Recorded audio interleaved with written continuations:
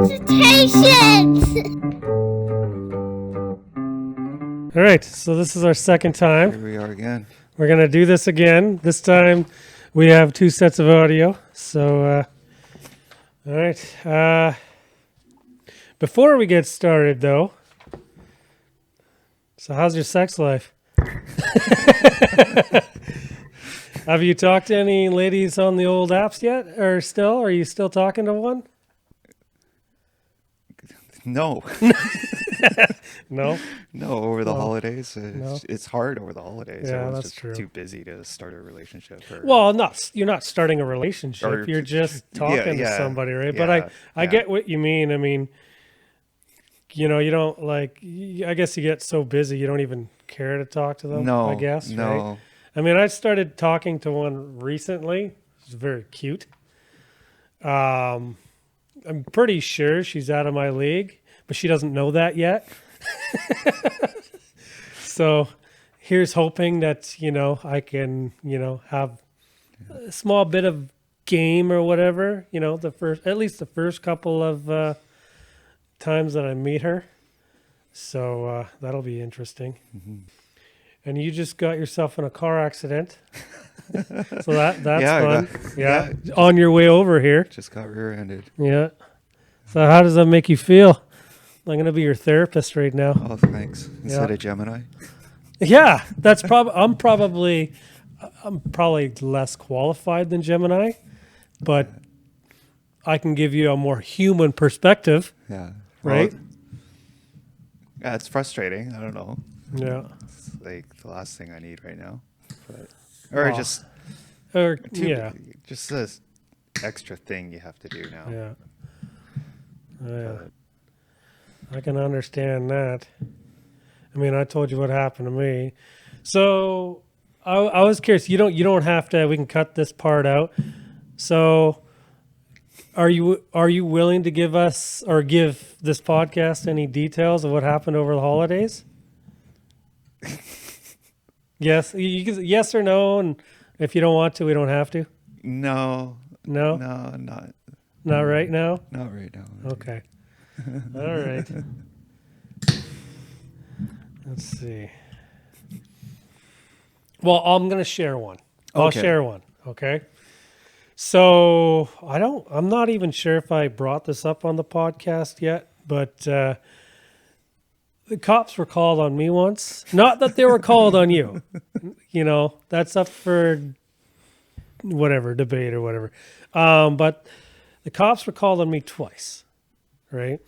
The very 3 times now that I'm remembering back in the day. So I lived with my sister Yeah. in early 2000s. I would say like maybe 2006, 2007 ish. Yeah. So I lived with her and we shared like a small 2-bedroom apartment. Right.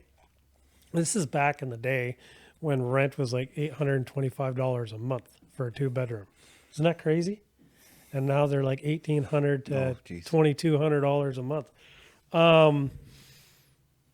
Okay, so I had a huge. I'm not sure if I had a huge DVD collection or a VHS collection. It was probably a little bit of both, but I had quite a bit, right? And that was my pride and joy.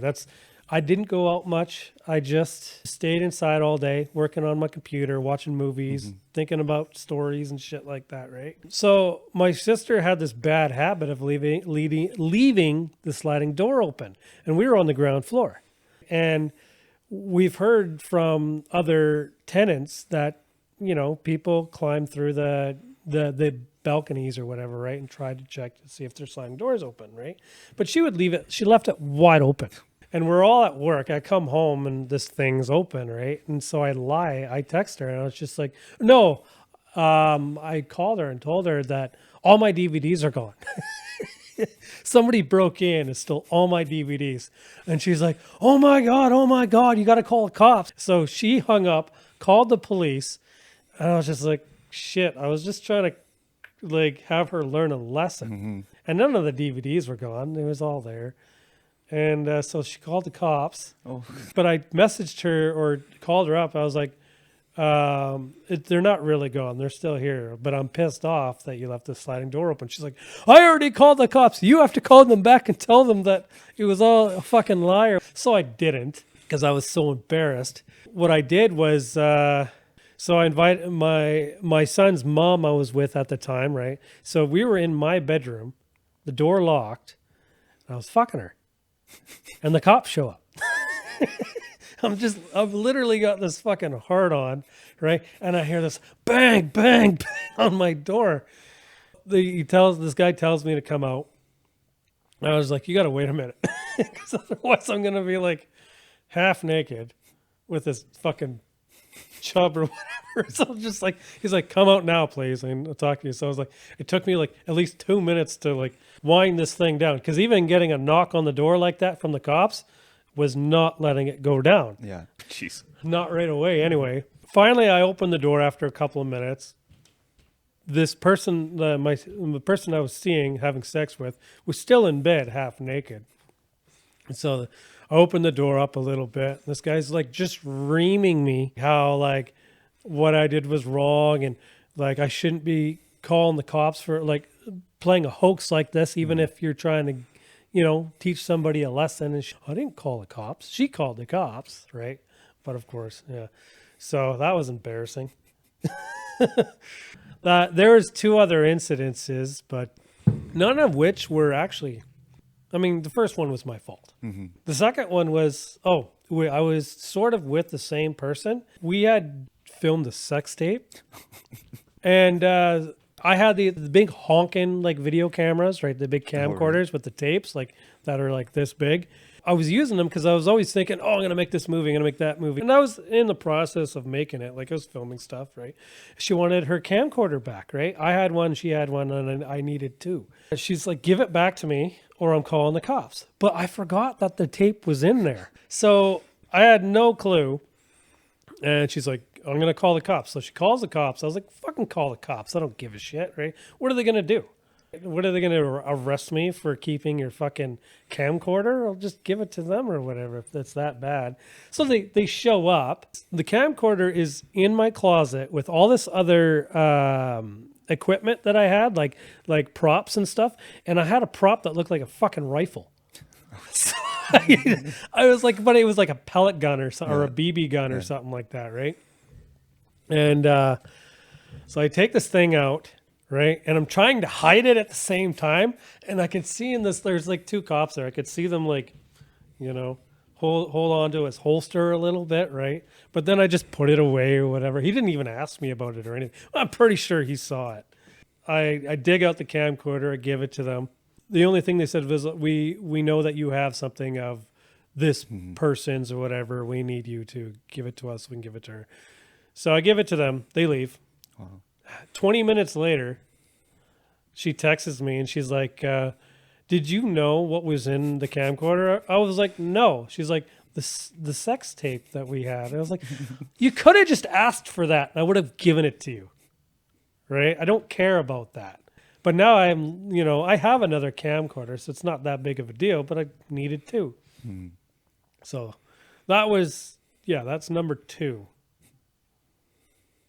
You want to hear the next one? Sure. Okay. So the next one, we were all drunk. Same girlfriend at the time. And I was with my buddy Clayton and my buddy Brent. So we were all in a cab. This was long before Ubers. And she had said or done something.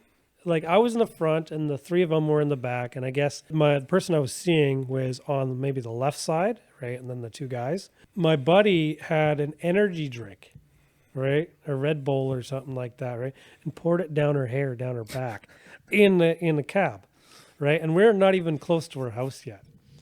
And then so she had beer in her hand.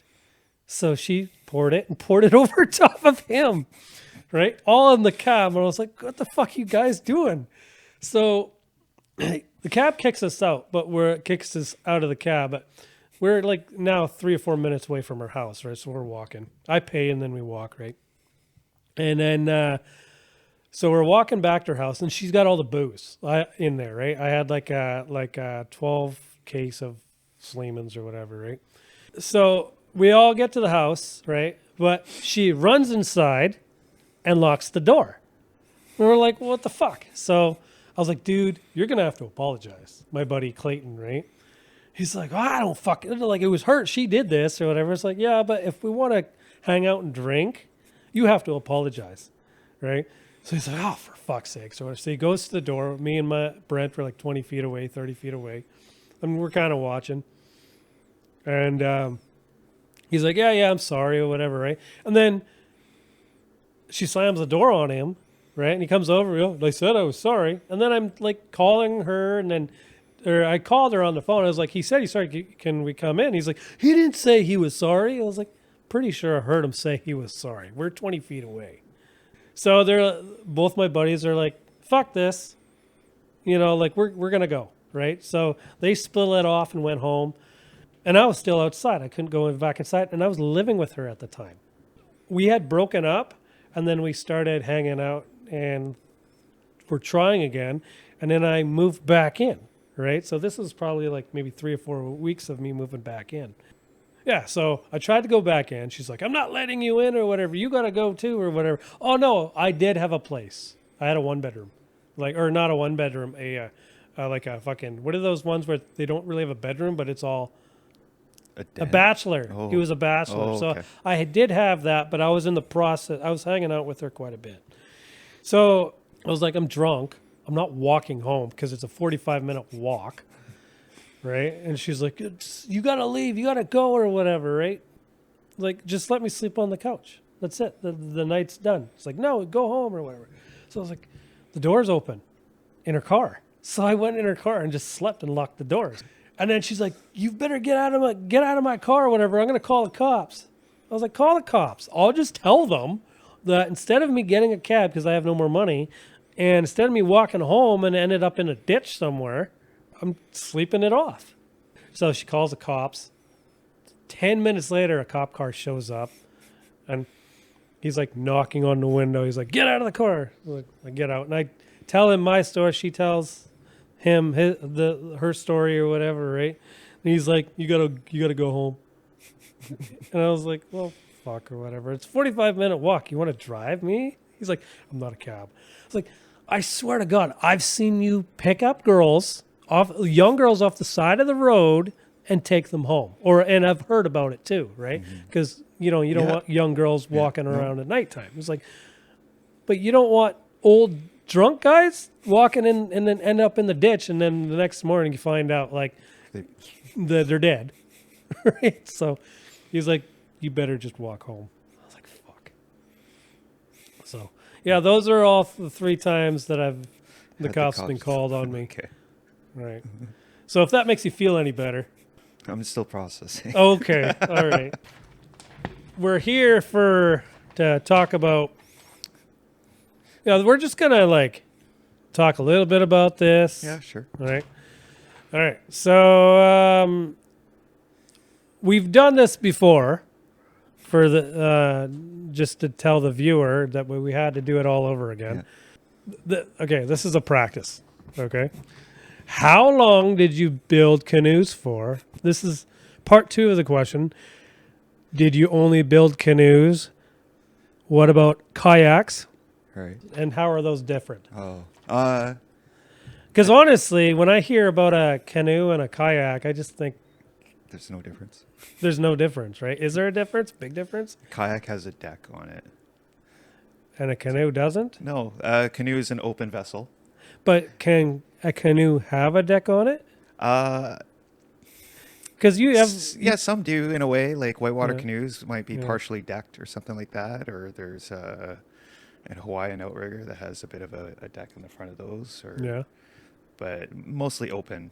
Like an big open cockpit kind of thing, where a kayak has more of just a cockpit that you would climb into and sit in. Oh, that's right. Yeah. Okay. Just keeping the water out. Okay. Yeah. I kind of know the difference now. Yeah. I mean, I can picture it. So the kayak is like more of the one man. Yeah. Or it can be 2, but it's got little pockets, right? Kayak uses a paddle blade or a paddle with 2 blades on it, where a canoe would mostly have just a single blade. You can flip a kayak and roll it over again. Oh, right, and then it Yeah. So I've been building canoes I built canoes for 26 years, probably. And our shop, we didn't really build kayaks, but we did do a few hulls that did have a deck on it. So, no, not too many. So, but how many kayaks do you think you've built? how many canoes? Canoes have you built? I think I was close to like 10,000. 10,000 over 26 years? Yeah. Holy shit. Yeah. Do you think in that time that like you've built those canoes, one of those canoes have killed somebody? Toppled over It and is made possible. somebody drown? Yeah, it is possible. There's been some accidents in a boat that I built. Yeah. Yeah. I don't know for sure, but You didn't do any research?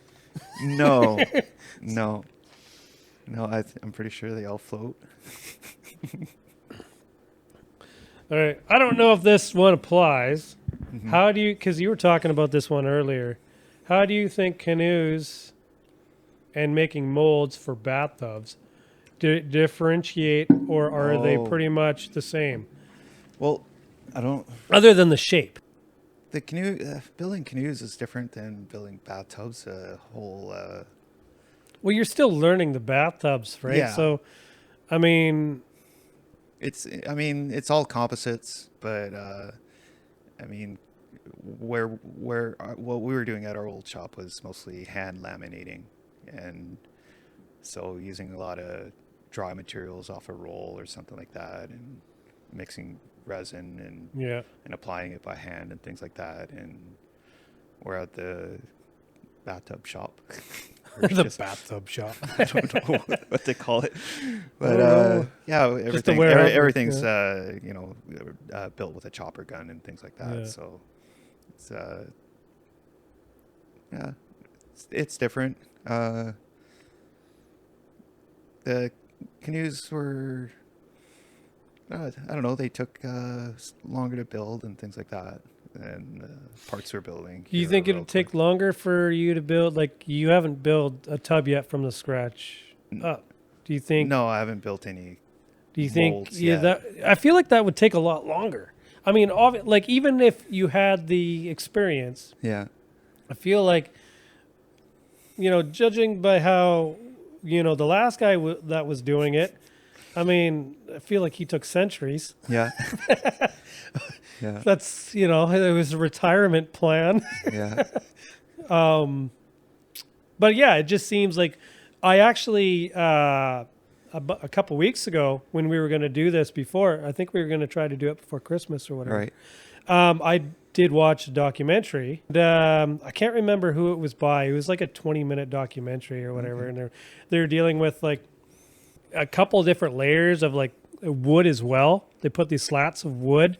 Been a while since I watched it, but it looked like, as long as you knew what the fuck you were doing, it looked like you could probably build one within, maybe a week. Or, Yeah. I think so, right? Well, but with a bathtub, it's just like the way he has done it and the way I've seen you do it. It just feels like that's gonna take a long time, not just a week.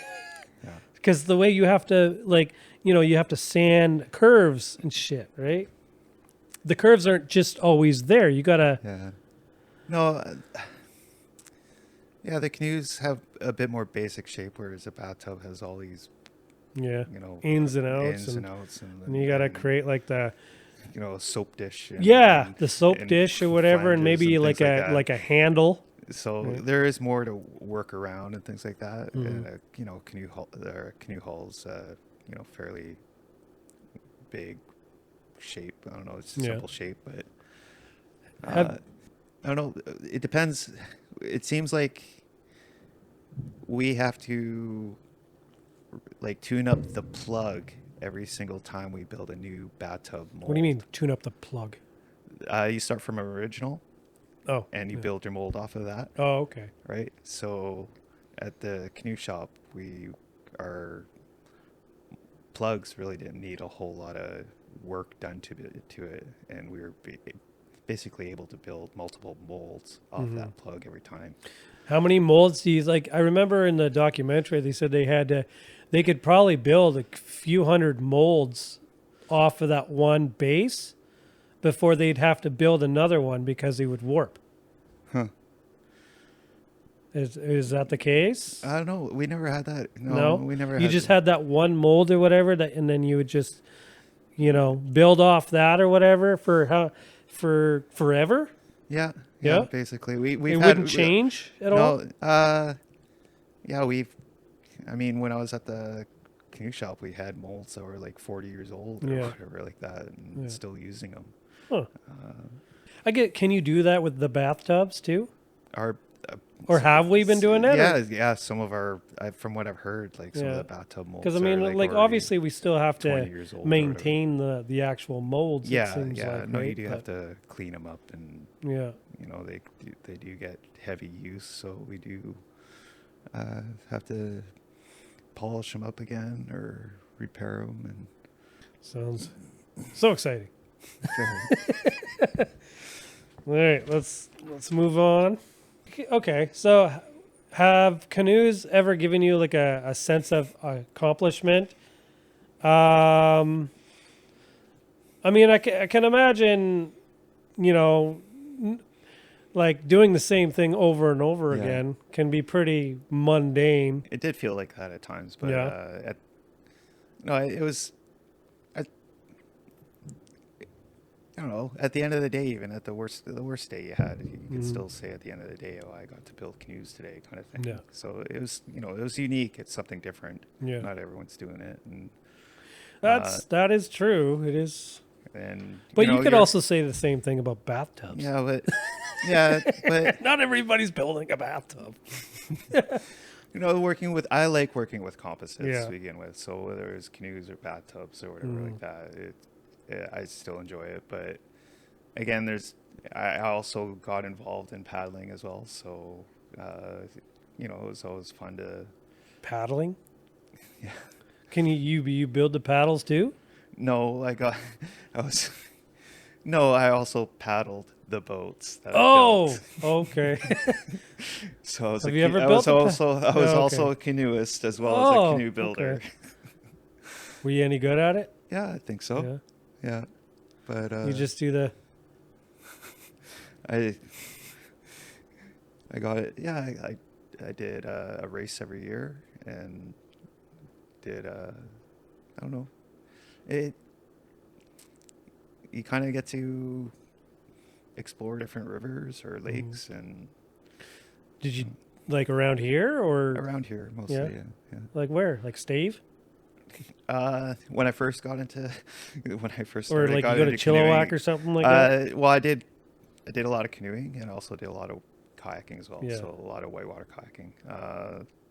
Isn't that whitewater kayaking's pretty dangerous though, right? Because you imagine like if you hit a rock, isn't that thing gonna crash and break apart? No. No.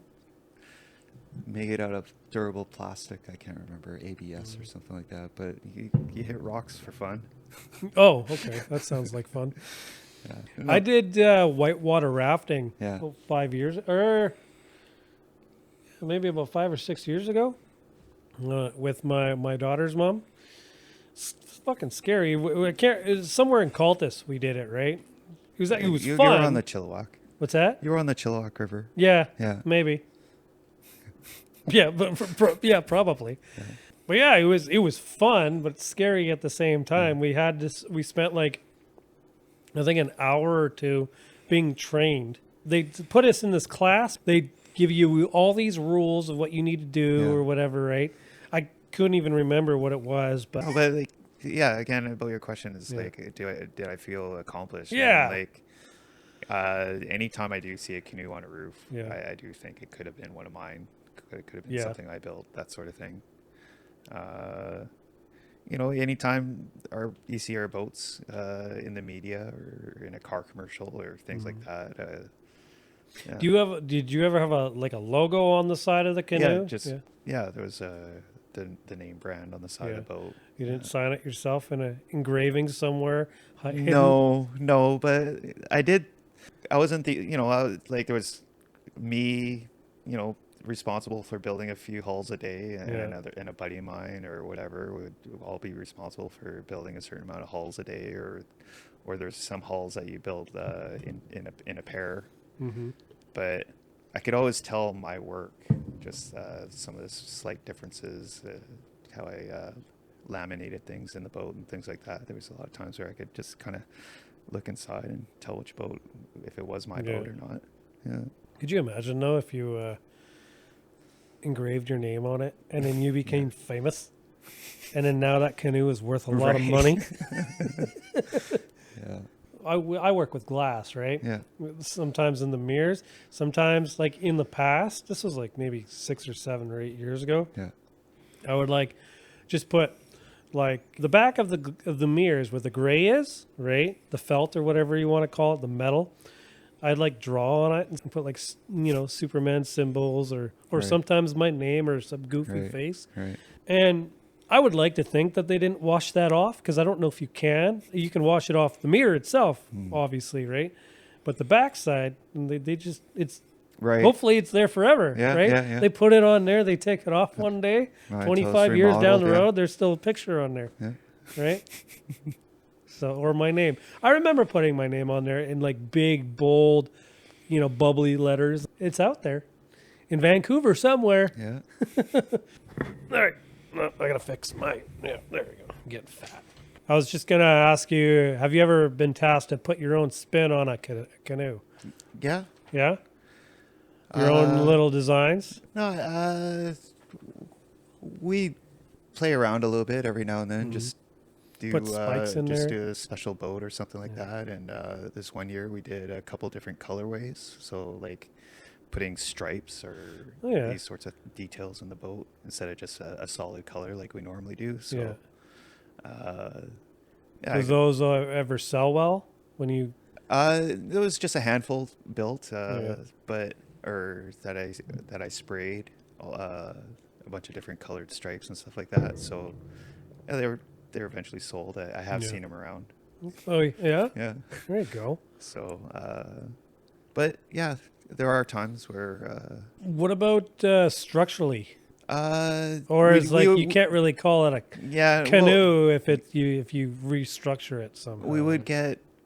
Well, we did a lot of custom stuff too. So you'd have a customer with a specific need or want or something like that. If you wanted it extra durable or extra light. Yeah. These sorts of things. So. What if you wanted a canoe that like a basement, so you could walk down it, right, and sleep down there? No, nothing. Like a canoe, like a yacht that looks like a canoe, or like a submarine. No. No. We've had even built canoes for movies, so more of a prop canoe type thing. Okay. So whether they have hidden spaces? No, just. I can't. I couldn't even tell you what movies there were or anything like that. But one was supposed to look like it was a prehistoric kind of thing, dug out of carved out of a rock or something like that. Or what? Yeah, so it was built out of foam and it was it was made to look like like it was in the Flintstones or that sort of thing. Could you carve a canoe out of a rock and have it float? Probably. I would guess so. I mean, it'd have to be thin enough. There's concrete boats there, isn't there? That's true, yeah. But they would have to have some sort of structure where... Because I feel if a concrete block doesn't float right out of the... I wouldn't know. And, a concrete block could be porous. Yeah. Right? So maybe that's why... Yeah, that doesn't make any sense. I don't know. No? Put air bubbles in it. Bubbles? I don't know.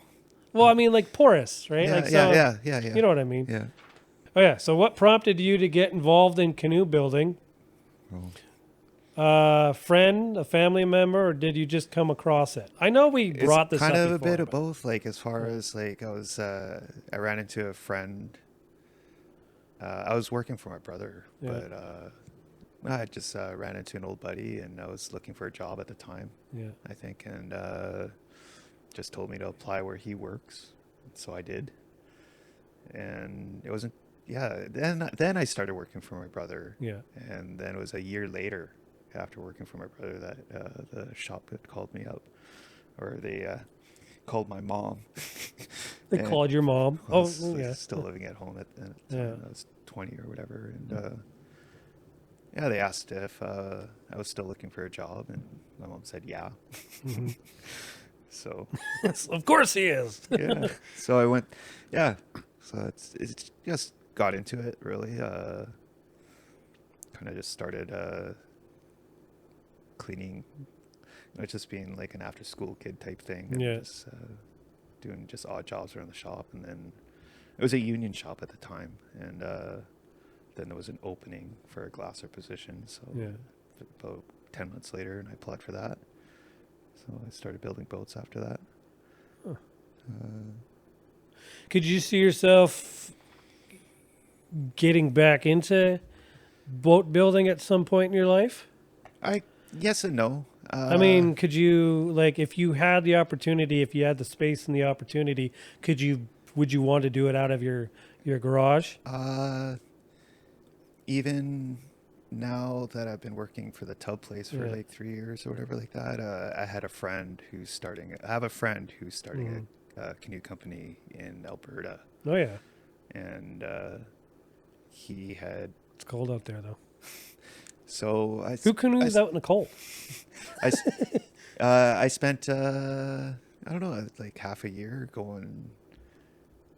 He would fly me out to Alberta to help him Yeah. start out. So built a few hulls Yeah. out of a shed in Alberta on his property. Yeah. So yeah, I helped him out. I was happy to do it. Just kind of doing the old job again was kind of fun. And just kind of passing on the knowledge and Yeah. those sorts Passing of the things. torch a little bit. Yeah, helping him out. Yeah. As far as doing something on my own, yeah, I would. I'd like to. I do think about it. My brother has offered me shop space, that sort of thing. But Like for free I for a don't- while yeah, for a until you while, get I your guess shit so. together, But building stuff. I don't know. It's kind of more of a passion project, really. Yeah. Just whether it's for money or not. But Yeah, but even that being said, I mean, even if it's a passion project, I mean, like, how often are you going to have that opportunity unless you present it to yourself, right? Yeah, true. So I mean, like, you're not gonna, if you're waiting for that passion project, whatever, you might wait 5 years or 10 years before Yeah. you get into it, right? So Yeah. if you're able to, I mean, I would. Yeah. Again, it's funny that, you do a day at the shop and you're surrounded with, like working with composites isn't glamorous. Mhm. It's you're working with resin and fiberglass and stuff Yeah. like that. And then to do more of it on your spare time, Yeah. it's not always it's finding the It's moment. kind of like, when you're in a trade, right? Like, or like in my case, back in the day, I used to be a roofer, Yeah. and I've seen this too. If you're a roofer and you're roofing all day, Yeah. and you come home, the likelihood of you working on your roof is very small, even if it fucking needs it so bad. Yeah. I've seen that, Yeah. or people like or plumbers. No, I've had people ask me all the time for a favor, like to help to repair their boat and things like that. And I did that out of my garage and stuff like that. I had everything I needed. Just take home what I needed from the shop and stuff like that. And I would do the odd time I would do repair or these sorts of things. Could you see yourself going beyond building boats, like maybe building like something bigger than or something bigger than a kayak is what I mean, like a Right. bigger boat. No, Like what about those ones those big fishing boats that are kind of like You know, I don't know. They're big. Yeah, Like car toppers and things like yeah, that, or right? trailer Or boat. yeah. Have you ever been on the fishing boat? Or I guess maybe you haven't. Like every Oh year, no, they go fishing or whatever, no, I right, haven't. at our No. work. But I've been twice, Right. and they always seem to go in wet and cold and windy weather. Yeah. That's the best time to catch fish. Apparently, Jeez. it's fucking cold. Like the beer is great. It's cold. I don't know. There are other things I've always wanted to build and play around with, but Yeah. Nothing big. Yeah. I don't know. I think car parts is kind of appealing to me. Oh yeah. Things like that. Yeah. Yeah, like building up like those old Volkswagen dune buggies and things Yeah. like that. I've always liked those. But no, I've always liked boats in a way. I like canoes. You like things that float? Yeah, I think so. Yeah. Maybe a sailboat or something like that, a small sailboat, Yeah. that type of thing. That could be interesting. Yeah. Make a small sailboat that like has like a top where you can go in, you can cook your food, you can sleep. I want a boat, Yeah. but I want one that like You can sleep in? yeah, you can. I've always had this really cool idea. Like I've heard of people doing it, like going across the ocean in like a small yacht, right? Bringing enough supplies for like a couple of months to go from point A to point B or whatever, and you're out there for a couple of months with. You're on vacation. You're not around people. I mean, not that I want to be isolated and alone, but you go with a certain group of people or whatever you like hanging out with, right? And you just chill out there. And I'm not huge into fishing, but I would love to fish out there, or just float from one destination to the next. I don't know, for some reason that appeals to me. I mean, I've upgraded to a small yacht. I have often dreamt of just having like a small raft. Yeah. But one that you could go inside of and sleep and cook and snuggle up and watch TV. You know, I don't know how realistic that might be, but all right. What's next? All right. So before canoes, what'd you do before? Just go to school? Sheet metal roofing. That was from my brother. That's right. Yeah. I worked in a greenhouse and I had a paper route. How was that? It was fun. The paper route. Yeah. I used to have one. Oh, geez. Tell me about your paper route. Let's see. It was actually my dream job when I was like a little kid. For some reason, I'm going to make $5 a day. When I was a little kid, for some reason, I wanted to be the paper boy. I thought that You saw it in the movies. I don't know. I thought that was like a job. Yeah. It's like, I'm going to do that for the rest of my life. You might make what, like maybe $300 a year? I think I was like in grade 7 or 8 or something like that. Grade 8. Maybe I took over my friend's paper route. I used to help him out with it. It was like the Vancouver Sun or the Province back in the day or something like that. And I remember when I was helping him, it was like the afternoon paper. Yeah. You do it after school or something like that. And then it turned into a morning route. And I was waking up. I was like, like grade 8 or something like that. Waking up at like 5 in the morning and riding my bike in Surrey early in the morning. And that sounds scary. yeah, picking up the stack of papers from like, across the neighborhood and then Get in and find some homeless guy or crackhead sleeping in the box. it wasn't like that back. I don't know. No? I mean, you hear about it now, but I mean, I don't know back about in it firsthand other than what I've heard. You hear. this is like the early 90s or whatever like that. I've heard it pretty bad in the early 90s. Maybe not the 80s, but. But yeah, it was fun. I don't know. You're like just out there, so early in the morning. It's like dark out, and you're going to people's houses and dropping off the paper. It was, but I couldn't believe that that was a thing back in the day. It was like like a small teenager going door to door at the end of the month collecting money from people. Like you got to pay. Is that what you did too? You collected money from it? They'd actually pay you? you had to, you were responsible for collecting, for the delivery and all that. And it's like, oh, can you come tomorrow? Or, you're spending a week. Even though, like, how much was a paper a week or a I month? couldn't remember back then, but A couple $, or whatever, $5-10, 75 cents or 50 cents or whatever it might have been. But it's like, you're spending a week trying to collect money from people. Yeah. You just keep it for yourself? Or did you have to send it in somehow? Well, yeah, you had to.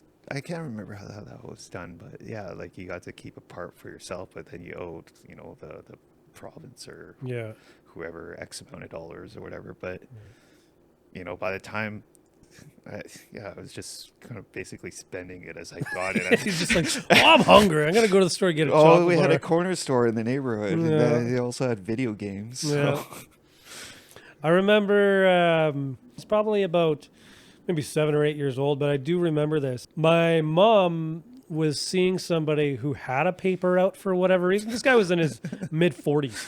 He's got a paper out. I don't know if he did it. I think maybe he was doing it as a part-time job. I think he was a psychologist. Before we met him, years before, he was a police officer at some point, right? Not a very nice person.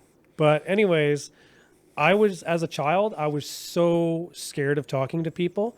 And we were supposed to help this guy deliver papers, right? And I could not, for the life of me, it took them like half the amount of time they were delivering papers for me to go up to somebody's house and just drop it on their porch. My mom told me that when they finally got me to do it, the lady opened the door and asked for the paper. I just dropped it and screamed. But I vaguely remember that. And then years later, I was probably about 14, 15, 16 years old. And we lived in a place called Rosedale. It's just past Chilliwack there. And my buddy had the paper route, right? He was doing it after school. Immediately after school, he'd go out and further down to the towards Agassiz to I think it was Popcom area or whatever. It's not Whatcom, Popcom or whatever. I think that's what they called it. But so I'd help him deliver papers. We took hours to do this, right? And he only had this small section to do, like this trailer park up and down the road or whatever, right? Should have taken him an hour and a half, but it took us like 2 or 3 or 4 hours to do this, right? Because we'd be fucking around in between. And I remember, they had these mailboxes that were outside of the trailer park. They're old, green or gray or whatever, right? And they're bolted to the concrete. But these ones weren't. They were really, really heavy, and we would just knock them down on the ground. We were doing that as teenagers. Yeah, right? It was fun. And we'd fuck around with other kids or whatever with like all this newspaper and throwing it at them. And like half the time, I only helped them maybe a few times, but I don't think everybody got their papers. Yeah, no. Right? That happened to me because like when I took over this route, I guess a section of the neighborhood got added onto it for some reason, and it's not like it was explained to me or whatever. But when I went in the morning to pick up the papers from whatever box, like across the neighborhood, there would also be a printout on top of your bundle, and it would have all these people that didn't get their paper, right? And it all just happened to be on this like section of the neighborhood that was like kind of like, why would this be included in my route when it's like way over there and like across the intersection and the whole bit was like this. And it's so like for months, like these people did not get a paper. I have all these extra papers, but never thought to think like, well, what's this? I wonder now, like, with like, I'm pretty sure they still have a paper for the province, right? But no, I don't know. Oh. I remember seeing one not too long ago. I don't know, but I don't know. Think my old boss still gets a paper. I don't know, but that was delivered to our shop. Well, I mean, I imagine like the old people would rather have the paper instead of the phone in their face, right? Yeah. And I mean, to be honest with you, now that I'm a bit older, I would rather have the paper more than just sit there on your phone, right? And reach and then scroll or whatever. I'd rather like, spend the morning or whatever looking at your paper, reading it or whatever. Right? I mean, I don't know. Maybe it's the traditional side of me. I don't know. But I don't mind scrolling every once in a while, No, especially, but no. I mean, what I like to do every morning though, Yeah. and I listen to Jimmy Kimmel rant about Donald Trump Oh, for okay. 15 minutes every morning. Right. He's fucking funny. I watch YouTube in the evenings before bed. Yeah. I usually I listen to a lot of podcasts. Yeah. Right. But as far as news goes, like It's hard to decipher what that's news is now. yeah, exactly. Other than what's being like, like on my feed or on Facebook. Well, it's the thing. Like I thought there was a rule that came out last year where Facebook and social media outlets were not allowed to promote the news. Yeah. Right. I don't know how. Which honestly, I'm okay with to a degree because you don't know what's real. Right. No. So if you go straight to the source, you go straight to a news website or whatever, right? You're going to get your news there. Yeah. Right. And well, I mean, I'm not going to pay for it. Right. No. If there's real news out there, like you're going to hear it on YouTube anyways, because everybody's got an opinion about it. Yeah. Right. Especially, did you hear about that shit that happened yesterday or the day before? Oh, yeah. Right. With fucking, I don't want to turn this into a political. No, fucking, yeah. But no, again, but it's funny that like, I don't know, you have a choice to either just keep scrolling and you're eventually going to hear about it. Yeah. And I think it's funny that a lot of things I don't even bother with, like people are talking about at work. Yeah. And I still don't want to hear about it. Yeah. But, yeah. Other than that, but you watch you watch one thing on YouTube because it seemed interesting, and then the next thing you know, it's like you're going to be fed. Yeah. That nonstop for the next while. This thing that happened yesterday, I feel like that's going to be a big thing for probably at least a week. Yeah. Right. And then something else was going to happen. Yeah. Like, I feel like the whole Venezuela thing, right? I feel like to a degree that was purposely done for people to stay away from distracted from being the other distracted. issues, Right. I feel like, I mean, obviously it wasn't, I don't think it was targeted like that, like targeted the specific person, but they took the opportunity. Yeah. I think that's what happened. Right, let's blow this up.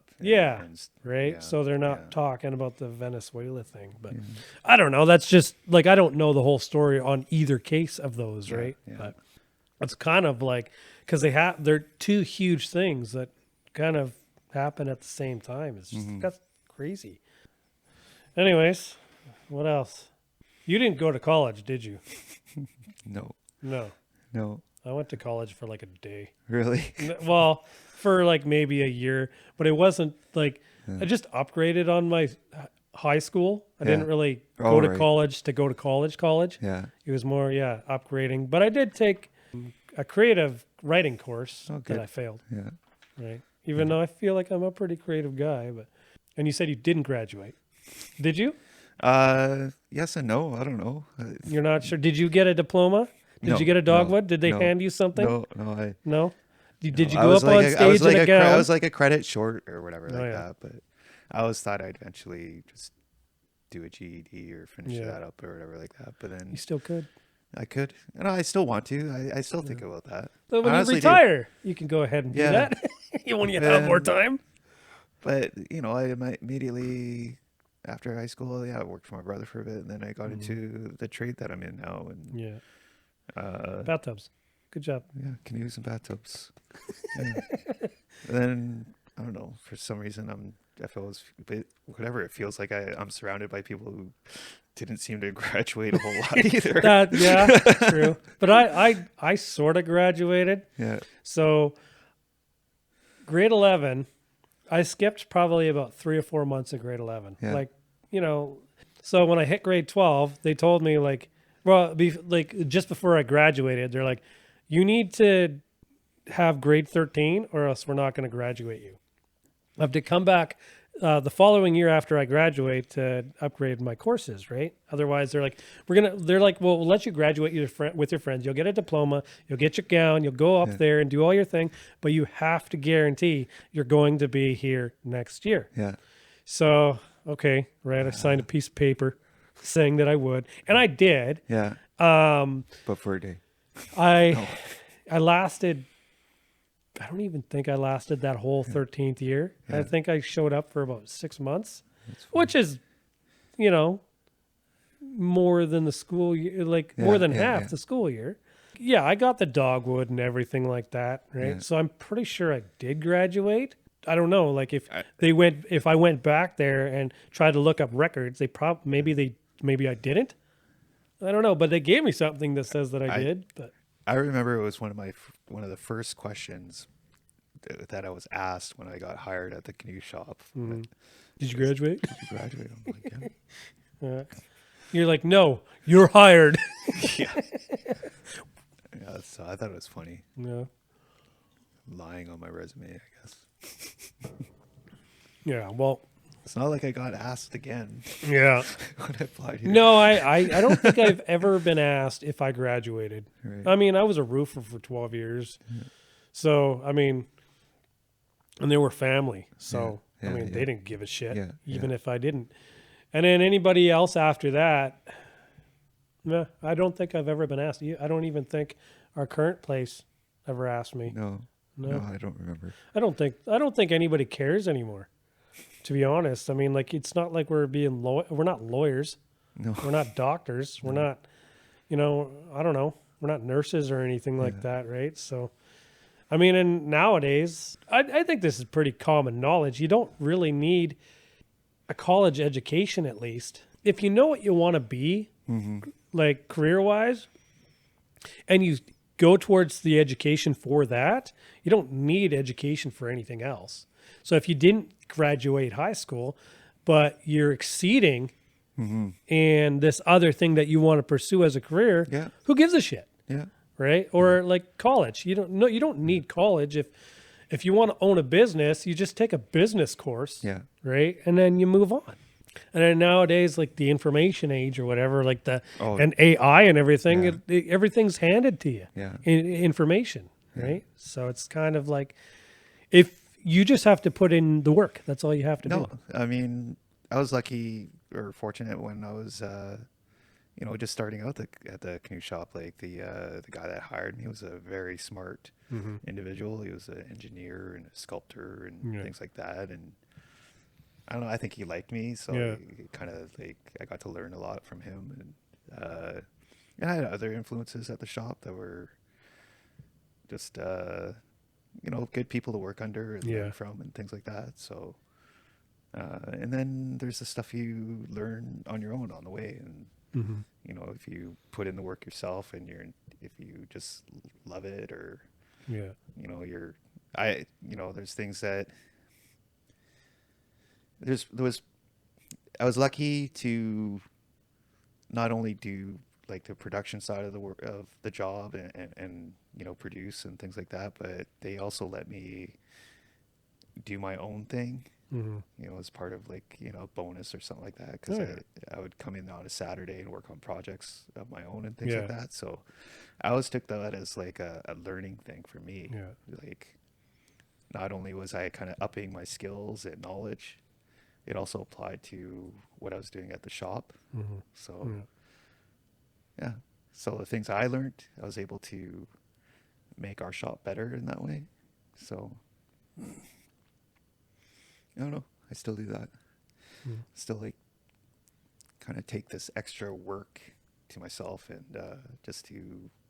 You still hang out with Gemini or whatever, ask him questions about your work? Too. Is like, again, I had all these people to learn from, and now all of a sudden we have AI. You think you've learned more from Gemini than any humans? You know what? Yeah, it's almost been easier because it's like, I don't know.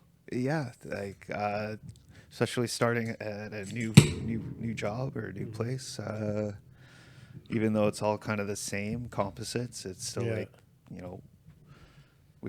we have different products that we use at the shop, and so it's like, I could have Alf tell me what he uses them for or what they're all about or something like that, but now that he's gone, I'm like on Gemini, it's like, okay, what is this comparable to something that I used to use at the old shop or whatever like that? I would just take pictures of it and load and then it, you just show it to Gemini, and Gemini's like telling me, is giving me like the whole like oh, this is for adding to gel coat or making resin or gel coat thinner or this and that and these sorts of things. And like, oh, is it comparable to another product, this product that we used at the canoe shop? And so it's been helpful for work. I said this last time, but I was thinking about doing the same thing at, with the glass end, with the machines, because sometimes the air gets all fucked up, right? And I don't know which part, right? Like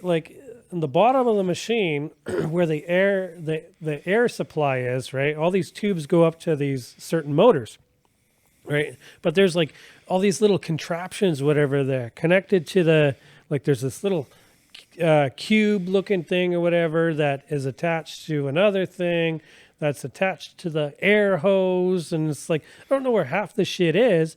And then when the air stops working or it's very minimal air, I'm like, well, where does this start and where does this fucking end? Like, what is stopping the air? What is cutting it off? So I was asking Chris. He gave me some suggestions. So he's like, okay, so we need this part. So we ordered new parts. Mm-hmm. So I put those parts together, I replaced them, and it still doesn't work. I don't know. Right? So it's just like, I wonder if I could just take a picture, show it to Jim and I, and be like, why isn't the air fucking working? Yeah. Maybe he'll give me some ideas. And what'd you get? Nothing? Nothing. No, well, I haven't tried it yet. You haven't tried it yet? Right? Oh, right. But I mean, like, in terms of like the wheel mounts or whatever, because I was having problems with the wheel mounts for the longest time on, I think it was the machine that we don't even have anymore. We got rid of that one, right, for the new one. I took a picture of something, I remember, right? And then I just YouTubed it, kind of. So I think I took a picture just for my reference, right? Mm-hmm. Trying to describe what I'm seeing in the picture, adding it to YouTube and be like, how do I fix this? I got nothing. Oh, no. But that was YouTube, and that was like 6 or 7 years ago. Yeah. So AI wasn't even where it is. Right. I mean, like you've heard of the AI all your life, but in terms of where it is now, I've only been hearing about it for the last 2 or 3 years. Yeah. No, again, I would, I've been in this for, almost 30 years, but like before even just trying to Google stuff, if you wanted to know something about a certain product or how to build a certain thing or whatever it was with composites or like different spray guns and things like that or whatever, you'd always end up trying to hunt down these forums or where the same group of guys are talking about this one weird subject, and it would take forever of scrolling and just trying to find the right thing, and a lot of it's repetitive or whatever. But with AI, I don't know, just in recent, again, it's like just so much simpler, just being able to ask that weird specific question to a robot, or not even a robot, just you're asking zeros and ones. Yeah. Basically. And the start of your response is like, what an interesting question. So nice. A human would be like, don't you fucking know this shit already? Get out of my face. Talk to somebody else. Figure it out. Yeah. All right. So this will be our last question. Oh, really? Yeah. Where the fuck did you grow up? Oh, Surrey. Yeah, Surrey? Mostly. Well, let's see, born in Coquitlam, but mostly in Surrey, I guess, till grade 9, early high school, but and then Abbotsford after that. So I've been here. So it's just Surrey, Coquitlam, Surrey, Abbotsford. Yeah. But I don't know, just like early teenage years and growing up when you're like 10 years old and stuff like that, they're quite impressionable on me. I don't know, or maybe everybody, but the whole growing up in Surrey thing for me was, I don't know. What did you want to do when you were in high school? Was there anything specific you thought about doing? No, honestly, I didn't have too much. It's not like I wasn't ambitious or whatever like that or whatever, but I just didn't know. I never knew. No, so that was kind of like the one little weird struggle I always had, like especially growing up. I think I just never seemed to knew what I wanted to. I don't know. Yeah. It just didn't. Everything just kind of fell into place for me. I feel lucky about that, but there was like whether it was a career or not, but there was things I wanted to do, and I feel like I got to do them already. Like I knew I always wanted to try kayaking and things like that when I was a little kid, so I got to eventually do that by accident. I've always been into movies, even watching movies at a young age or whatever. I didn't really think about making movies until I was probably about 14 or 15 years old, but I knew I loved them. But I didn't think anything about it until I started organizing VHS collection that we had back in the day, right? This is probably like 1998 or whatever. I started organizing all these VHSs by directors, producers, writers, actors, and I come to realize like before that I just thought like there was a different writer or a different director for every movie. The only thing that was the same was maybe actors. And then of course I found like all my favorite movies were produced by the same producer or directed mostly by the same director. So I was like, oh, this is kind of cool. Yeah. So then slowly over time I was like, I came up with my own ideas, or if you watch a movie and you're like, it's good, but this is what I would have done better.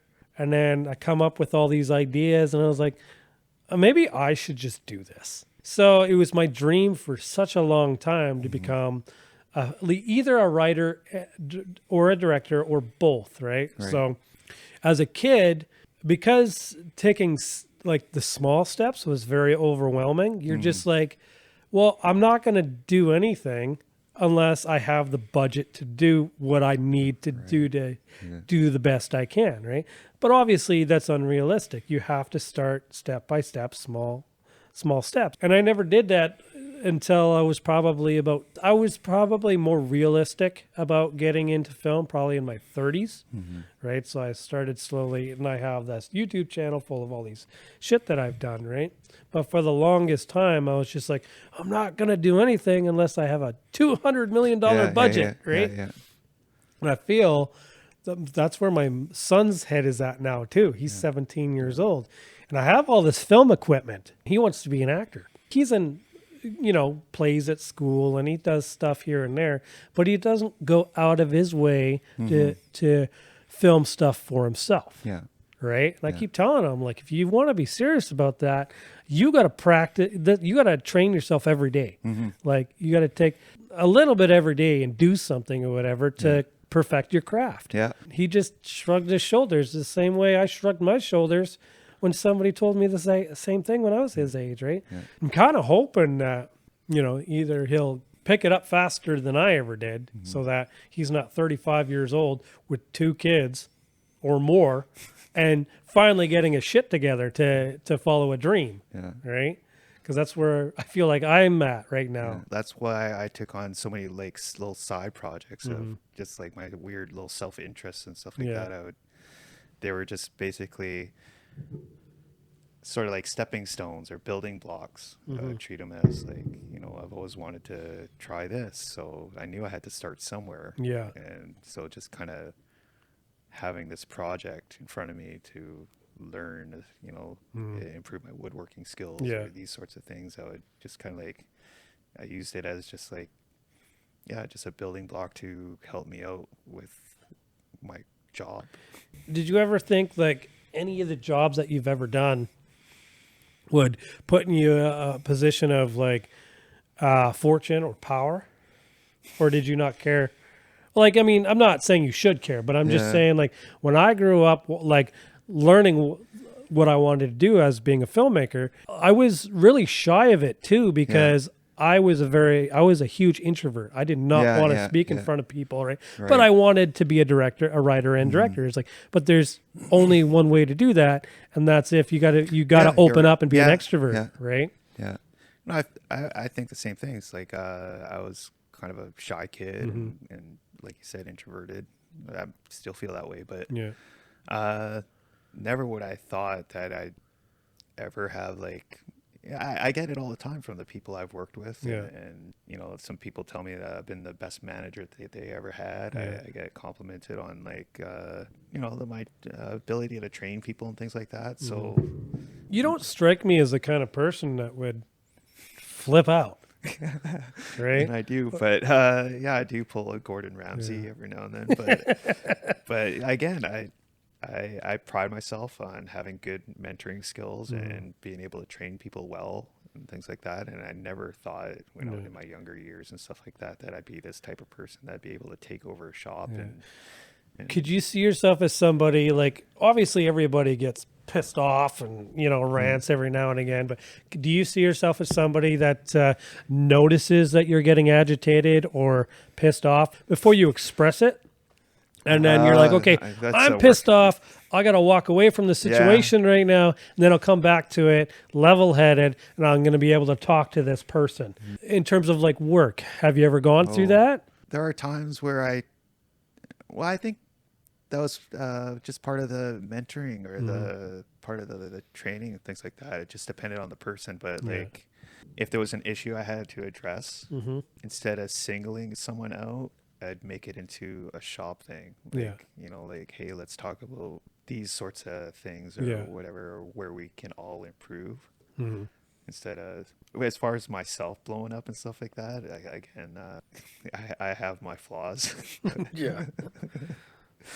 But there's a lot of things I would just kind of be able to shrug off after a while, but other things. I have my flaws. I've been known to, you know, spit out my anger, you know, like impulsively. But I think now, I would say in the last 2 or 3 years, I've really calmed down. And when somebody pisses me off, I know that the best thing to do for me is to stay calm, walk away if I have to.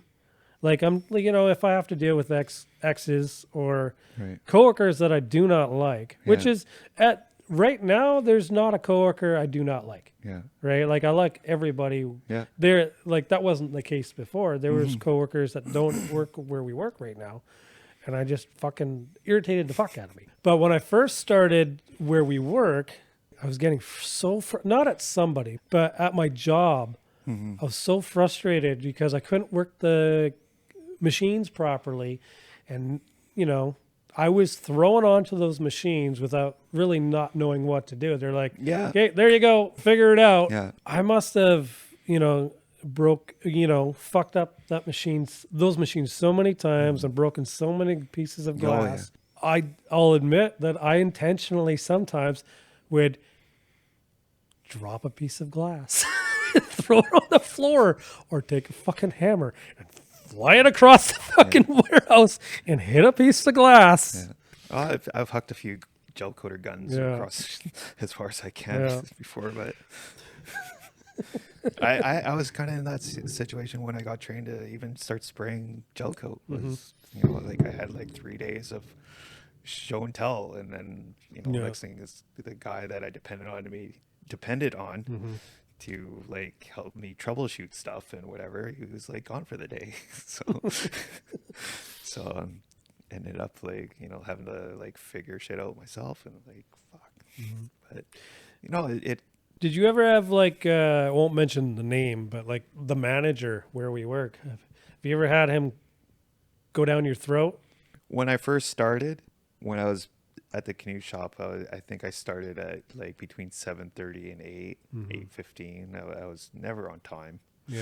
I kind of started when I started, basically, or those sorts of things. But this manager was insistent. We start at 5, and that's a big change from working, you know, from starting at 7:30 and then all of a sudden starting work at 5 in the morning. It took me forever. What was the reason for that? It took me forever to adjust. Yeah. What was the reason for starting at 5? You just wanted to be done by like 2:30? I don't know. I think it's just better if you had a family and school kids after. I don't know. Yeah, well, yeah, maybe. But even then, as far as the how hot the shop can get in the summers and stuff like that, so you're getting most of your job. Yeah, I guess that would make sense. Cooler weather, or when it's cool at night or cool in the morning. Right. But this manager did eventually like get upset with me as far as like starting at 5:15, or it did take me a while to kind of like you know, get out of this fog. And have you talked to the owner of the company or the supervisor about maybe starting at a certain time? Like, right? Because we talked about that before. And like, if you were going to take your kids for the amount of time you needed to, right, it might help benefit you more, right? Yeah. Because when I talked to them about my situation, they were fine with it. But their only concern is like, we want you to have your 8 hours a day. Yeah. Right. Yeah, I get. Which I honestly don't think they actually give a shit. They just want the work done. Yeah. Right. They don't care about your hours. I don't know. We got this year's going to be a little different. Yeah. I know we have one guy that we're hiring back, and possibly another. Mm-hmm. And 2 guys that were there like a few months ago before last year, and then both last year or sometime. But and then with Alf being gone, kind of changes things a bit. Are you getting a helper? Am I getting? No. I can. I don't know. It'd be nice to have someone trained to assist me. Just don't show them everything. Right, so they can't replace you. That's why, they've had helpers in my area to help me. Yeah. Right. I just make damn sure that I don't teach them anything that I know, so that if I need to do, Yeah. I've worked under that before, and that's not me. I don't know. I like training. I like. You could train this person and they take you. I'm not irreplaceable. No, even if I train someone. Yeah. I mean, they tell me I'm not replaceable. Yeah. But who knows? AI could take over my job, right? Yeah. I mean, honestly, if a monkey was tall enough, they could take my job. And if they were tempered enough, or not tempered, but you know what I mean, where they were calmer enough where they wouldn't blow up, right, or get angry as much, then they could take my job. I don't know. We got young kids, and it's like their first job or whatever, or they never had a chance. Yeah, and I like having those people around and giving them opportunities to. They never had anyone to believe in them before, or those sorts of things. I like that. I like. Yeah. I like. I don't think you get much of that nowadays, anyways. Yeah. You get a lot of older people that have to train young kids or whatever. Just, there's no patience. No. Right. No. They're just like, get this done. Oh yeah. No, I'm not. I've had people that I've trained in the past or worked with in the past that come to visit. Whether I was at especially at the canoe shop, they'd come and visit, and it's like they want to see me. They thanks for doing this for me, or these sorts of things, and it makes it worth it. Do you get when they have tours coming around, or the warehouse or whatever? Yeah. Do you often do you feel under pressure? When you have to put on a demo? Yeah. Or even when you're in the tub area or the booth area, right? Do you feel under pressure? Okay, you can't fuck up. Yeah. It even happened at the canoe shop and this shop. They all want to see something demolded. Yeah. And it's like, there's those times when you're just, any day could happen where you have a sticky part. Yeah. And it's just, you have to do all this extra, just that extra amount just to get it to release. Yeah. But fortunately, I never had that problem in front of an audience. But yeah, any time that I've had to put on a demo at the tub shop, it's gone pretty smooth. Oh my God. So in the tub area, when I was forming, I only did it for about a year, and I absolutely hated tubbing or forming these tubs. I think anybody in that position does not like doing it, right? So when the tour comes through, right? And anyways, our boss is there, and he's got a group of, 10 or 15 or people on this tour, and they want to see me put the thing in, take it out, lift the mold up or whatever, right? But when the thing comes out, it's burnt to shit. It's not quite smoky yet, but it's burnt to shit. Oh no. Right? And then you lift it up or whatever, and it stretches to the point where it pulls off the frame or whatever, right? And then our boss is just rolls his eyes. It's just like, for fuck's sakes. And you get so embarrassed. And then you just like, okay, well, maybe we'll come back to this later, right? And they never fucking do, right? Yeah. And then in the glass end, something similar would happen. Like I would have a run. And this is when we had the old machine, right? So he'd have a group of people, same thing, group of people show up. They'd be watch all the glass pass through the machine. And then all of a sudden you hear this crank, crash, cross, like the glass breaking in the machine. And this glass is just slowly coming down. And it's like you could see the cracks through the glass moving up to the top. And then for like the longest time, anytime there was a tour, he would not stop at the polishing end because he knew like, and it wasn't like at that point, it wasn't because there was pressure on me. I mean, yeah, I wasn't like, I felt pressured, right? Because I knew like there was always water on the floor. This machine was like not working the best, right? I didn't know how to work the machine as like back then as good as I do now. But it was always just like, you cross your fingers. Tour comes through. Is this glass going to go in nicely? You never know, right? Because like I think a lot of times what it was is like the conveyor belt was loose. It would tighten and then loosen. We'd tighten it up again and then loosen throughout the day or whatever, right? So you never really know. And like for me, as somebody who's not very shameful, I can tell you any story you want to hear of my past, but with, so many people watching a fuck up like that, you're just like, oh, for fuck's sakes. There's I don't get anxiety much, but that gave me a little bit of anxiety. I think we'll end the podcast here. Thank you very much. Thank you. Yeah. Thanks a lot, man. Hopefully. I appreciate it.